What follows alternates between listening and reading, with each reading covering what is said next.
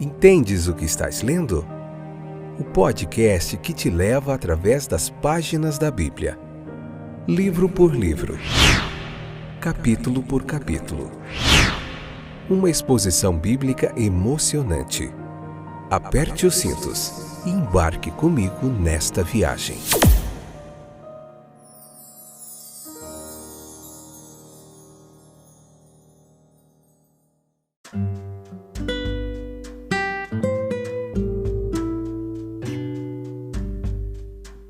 Olá, companheiros de viagem através das páginas da Bíblia. Eu sou o Fábio, estou de volta.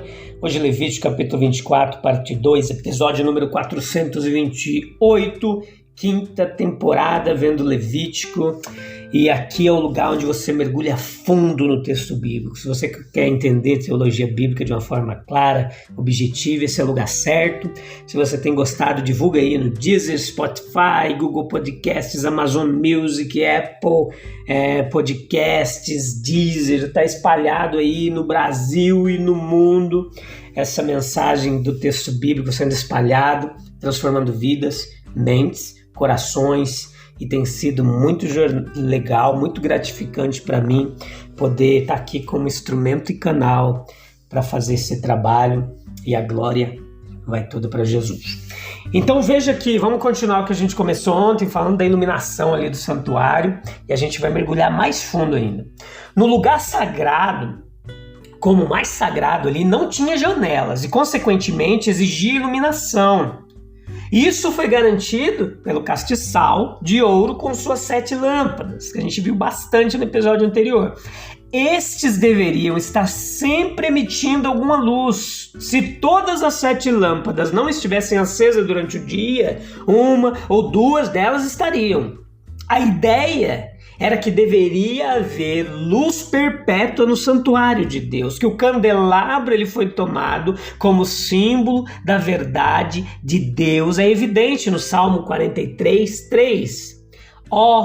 Envia a tua luz, tua verdade, que eles me guiem, levem-me ao teu santo monte e aos teus tabernáculos. De fato, a natureza essencial de Deus como luz foi exibida pela Shekinah no Santo dos Santos.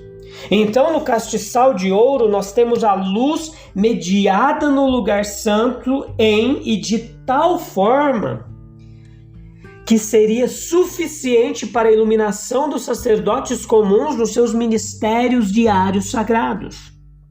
O arranjo de Deus, portanto, para a disseminação da verdade neste nosso mundo escuro é o que o castiçal de ouro pretende transmitir.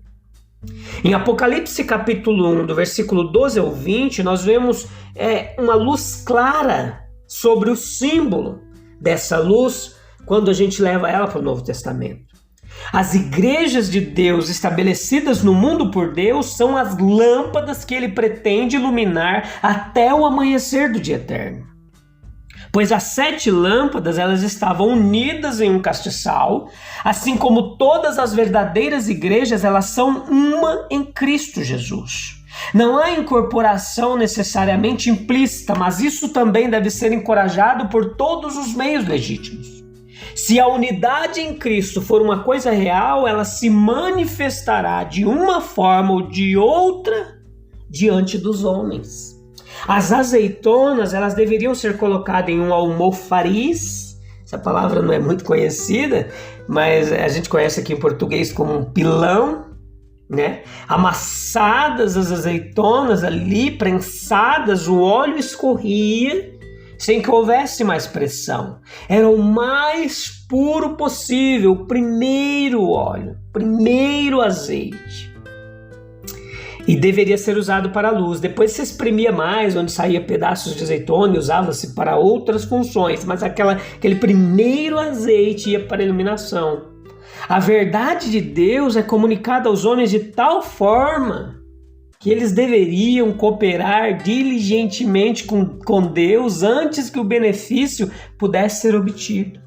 Nenhum manuseio descuidado da verdade seria suficiente. Não. Veja que devemos bater bem as azeitonas, eles deveriam bater bem as azeitonas antes de obter o óleo necessário. Meus queridos, os ministros responsáveis pelos trabalhos da Igreja de Cristo, eles precisam ser diligentes nos seus preparativos. Os cristãos também, de todas as classes, eles devem examinar as Escrituras. Se o óleo necessário para a luz, para que o óleo necessário para a luz seja obtido. Deus pode fazer chover óleo do céu se Ele quiser, nos salvar de muitos problemas, mas Ele prefere colocá-lo nas azeitonas e nos pedir para tirar delas. Da mesma forma, Ele colocou em Sua palavra algumas coisas difíceis de entender.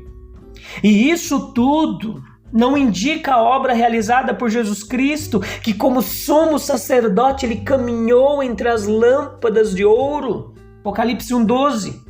Uma bela passagem paralela também apresentada em Mateus 12:20, onde é dito: o pavio fumegante ele não apagará até que envie julgamento para a vitória. Pode haver dor no processo pelo qual nosso sumo sacerdote obtém seus pavios aparados, luminosos, mas também a misericórdia e ternura inefáveis. Mãos ao redor do pavio, expirando, e sopre-o suavemente, e uma chama novamente será acesa. Foi o fogo divino que tornou o óleo luminoso. Deus é luz, dele vem toda a iluminação real. Portanto, é somente quando o Espírito Santo ilumina páginas sagradas, é somente quando o Espírito Santo coopera com a palavra, que a verdade aparece em seu brilho aos homens. Um ministério sério é aquele que se entrega à oração e ao ministério da palavra, oração, invocando que o fogo divino que faz a entrada da palavra ilumine. Então pode-se esperar que as lâmpadas queimem intensamente, iluminem a noite do mundo até o amanhecer.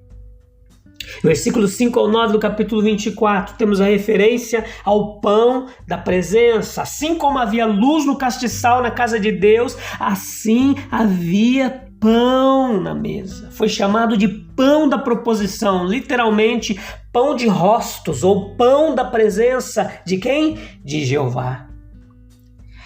Era composto de farinha fina. Cristo é comparado a um grão de trigo antes de ser moído, enquanto a vida está inteira nele. Então ele é comparado ao pão. Este era a semente ali cuja vida é sacrificada no tratamento a que é submetido. Jesus chama a si mesmo de o pão que dá a sua vida ao mundo. João 6,33. O pão é o alimento básico. Como sem ele não há festa, também sem Cristo não há verdadeira alegria.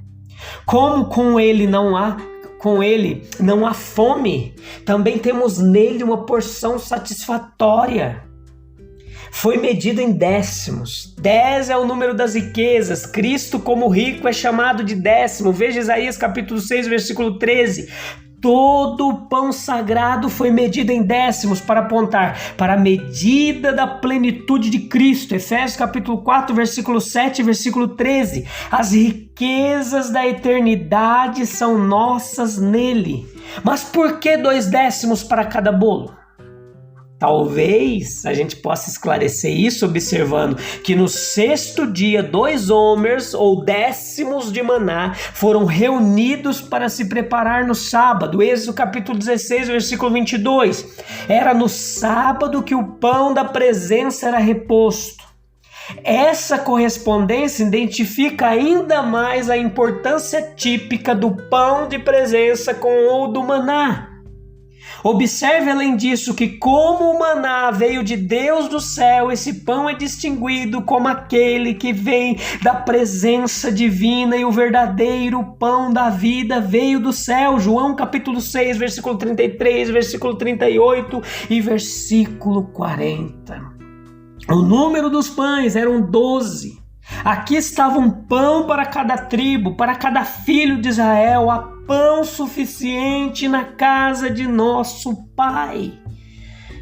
Glória a Jesus! Esse número ele continuou após a revolta das 10 tribos, lá em 2 Crônicas capítulo 13, versículo 11.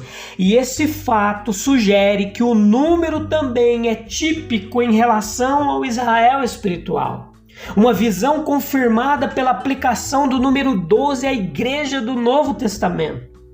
E assim, sobre a cabeça da mulher vestida de sol, olha lá, Apocalipse 12, 21, 12, versículo 14 e 21. Assim, sobre a cabeça da mulher vestida de sol está uma coroa de 12 estrelas.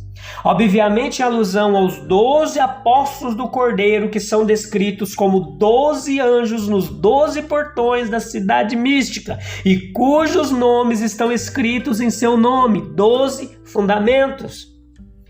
Apocalipse 12 primeiro, Apocalipse 21, versículo 14, versículo 12, versículo 21. 12 também é o número do próprio Cordeiro. Ele é a verdadeira árvore da vida, tendo 12 tipos de frutos, correspondente aos 12 meses do ano, Apocalipse 22, 2. Glória a Jesus! Assim, o único pão da presença ele é distribuído em 12 pães. 1 Coríntios 10, 17 diz que nós, sendo muitos, somos um só. Poderíamos dizer um só pão nele. O pão foi colocado sobre a mesa diante do Senhor. Foi diante do Senhor, pois a Shekinah, a glória de Deus, ela foi separada apenas pelo véu. A glória às vezes flui através do véu, como aconteceu através da carne de Cristo no Monte da Transfiguração. Então foi colocado em 2 fileiras de 6, em certo sentido ali os pães nessas 2 fileiras de 6, estava lá continuamente, pois era substituído por um novo a cada sábado. Os judeus, eles diziam, tinha uma frase que dizia: as mãos daqueles sacerdotes que colocaram os pães, elas foram misturadas com as que estavam tirando os pães, para que a mesa nunca ficasse vazia. Levítico capítulo 24, versículos 5 e 9. Vamos aprender mais com esses pães, meus queridos. Nesse ato de adoração, os judeus faziam um reconhecimento semanal da bondade de Deus para com eles e de sua dependência dele. Eles apresentaram a ele uma oferta adequada daquelas coisas que ele havia dado a eles, e eles silenciosamente imploraram pela lembrança contínua de Deus, deles e de suas necessidades. O sacerdote hebreu, ele deveria colocar diante do Senhor pão, a fonte de força, Salmo 104, verso 15. A nossa força, todas as coisas que ministram a nossa saúde, vigor do corpo, mente, espírito, sendo devidas ao seu amor provedor. Salmo 104,15 diz que o vinho é fonte de alegria, nossa alegria. Todos aqueles confortos e prazeres, todas aquelas lembranças felizes, esperanças inspiradoras que fazem a música de nossa vida, que infundem alegria e elasticidade em nossa natureza, vindo de sua mão generosa. Versículo 7. A fonte da doçura, a doçura de nossa vida, todas as ternas afeições, as delicadas delícias que pertencem ao amor puro e santo, sendo também o dom de sua bondade. Ele deveria renovar essas apresentações continuamente, todos os dias de sábado. Versículo 8, eles deviam trazer o pão. A mesa nunca ficaria sem o pão. Esse foi um reconhecimento constante deles, da nação, por meio do ato do sacerdócio, de sua dependência de Deus por todas as boas dádivas recebidas de suas mãos. Nós também, meus queridos, a nosso modo, devemos fazer reconhecimento contínuo na presença de Deus todos os dias, no santuário, no altar da família, na câmara de devoção, de nossa absoluta dependência de Deus, o pão da proposição, o pão da presença. correspondendo ao número das tribos, representando-as uma oferta nacional, oferta de manjares com incenso, libação, sal, tirado do povo, comido pelos sacerdotes, todos os sábados para um memorial por uma aliança eterna. Tudo isso fornecendo uma figura impressionante da condição de Israel na visão de Jeová, qualquer que seja seu aspecto externo. As 12 tribos estariam sempre representadas diante dele. O memorial nunca poderia perecer. Eles estão dispostos em ordem divina nos santuários, cobertos com incenso ali, com perfume, representando o perfume de Cristo, conforme mantido pelo Espírito e o mérito de Cristo. Será manifestado quando não houver mais templo. A glória de Deus e do Cordeiro são o templo da Jerusalém celestial. A segurança e bem-aventurança do povo de Deus, o memorial está diante dele. Foi proveniente do santuário, ou seja, toda bem-aventurança, meus queridos, tudo que temos é o resultado da bem-aventurança espiritual. Foi confiado ao Senhor Jesus Cristo como cabeça do verdadeiro Israel, o Senhor do templo. Os pães estavam ali para representar a continuação da vida do povo. Somente a fé viu essa realidade. As peças da mobília ali, elas são mais claramente entendidas se forem lembrados como eles têm uma referência dupla. Como as nuvens do céu, um aspecto para o céu e outro para a terra. Nas ordenanças dos pães, a proposição, nós podemos ver verdades relacionadas a Deus e verdades com referência mais imediata à posição e os deveres do seu povo. E a gente vai fazer uma pausa aqui para respirar. Eu volto em breve, assim Deus nos permitir. Agradeça a Ele. O pão nunca tem faltado à mesa. Traga diante dele como memorial sua gratidão, seu agradecimento, da forma que você puder e quiser. Mas nunca se esqueça de agradecer. Para de reclamar, pelo amor de Deus, daquilo que você não tem. E agradeça, olha para trás o que Ele já tem feito na sua vida, meu querido, minha querida ouvinte. Tá bom? A gente volta em breve. Deus abençoe. Tchau, tchau.